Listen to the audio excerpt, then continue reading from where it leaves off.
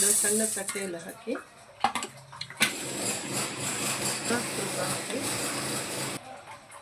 ಸ್ವಲ್ಪ chilli powder ಹಾಕಿ, ಸ್ವಲ್ಪ chat masala ಹಾಕಿ, ಸ್ವಲ್ಪ ಗರಂ ಮಸಾಲ ಹಾಕಿ, ಸ್ಪೂನ್ ಎಣ್ಣೆ ಹಾಕಿ ಮಿಕ್ಸ್ ಸೈಡ್ ಮಾಡಿ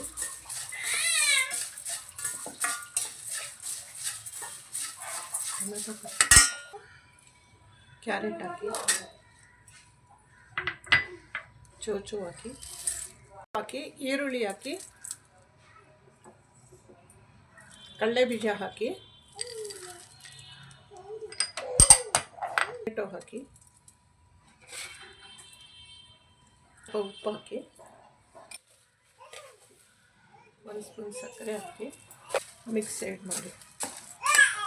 ಚೂರ್ಮರ ರೆಡಿ ಆಗಿದೆ.